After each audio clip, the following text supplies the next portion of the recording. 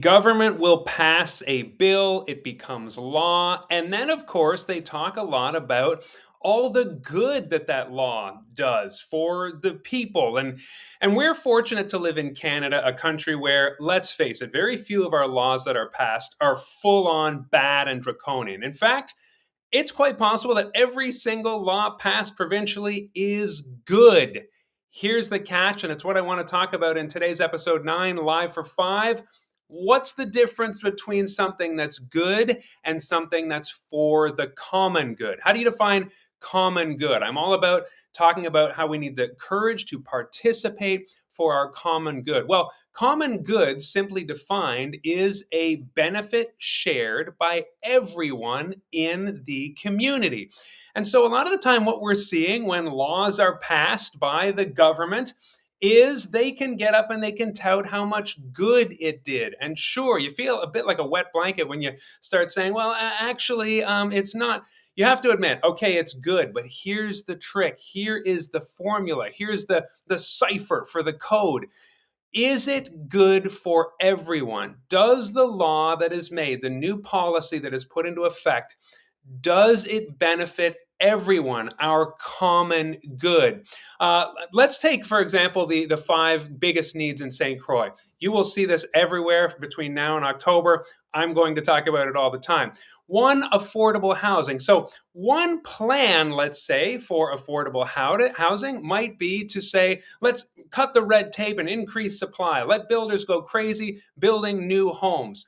That would be good for builders and for people who can buy property.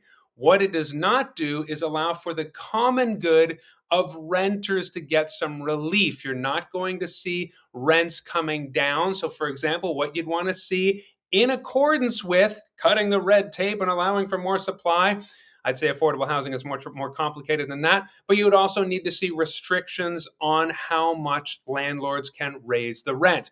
Let's talk about housing for all. What we mean by that is, for example, a warming center like we saw in St. Stephen, the need for that to happen. The province did not do much. The municipality felt like its hands were tied. There was a lot of drama around that.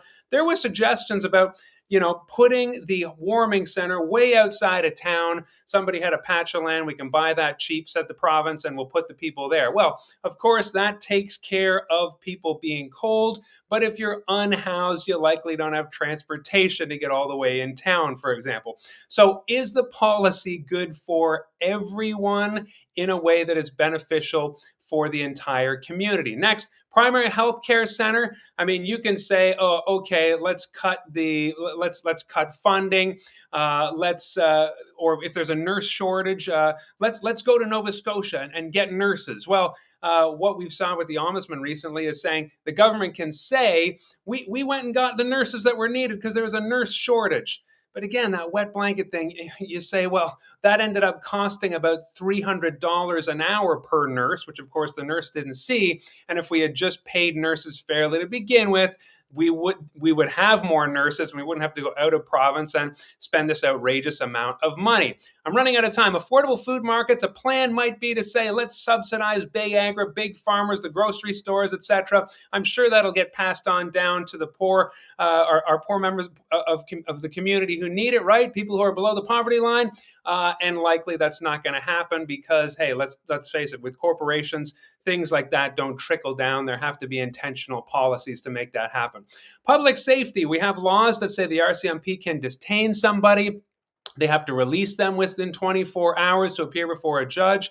That's great. That protects citizens.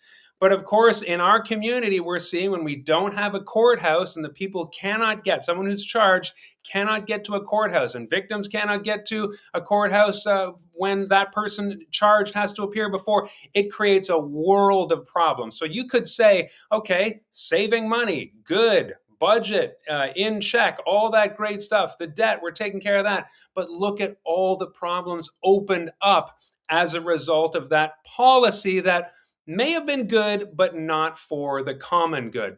All right, I got to keep this to 5 minutes. I did want to talk about how the Green Party, this is right from our values website. We understand that a healthy society is one in which everyone has the means, not just to provide the basic necessities of life, but also to fulfill their personal aspirations and their need to be a valued member of a community and contribute to the common good. So when you are thinking about a law that is passed or laws that have been passed recently, you might want to say, who was that good for? Was it good for just certain segments, or was it good for all of us, the entire community? The Green Party is all about making sure that our policies and our plans are for the common good. And as your MLA, I will also be really intentional on making sure that any of our plans and policies are not just good for some, but good for all, because that is what is good for everyone. That is what we are about. Thank you for joining me for episode 9. See you tomorrow, episode 10. I'm going to start moving more deeply into plans and policies, things that the Green Party stands for, and things that we want to see happen in our community with those 5 high priority needs for Saint Croix 36. Thanks for joining.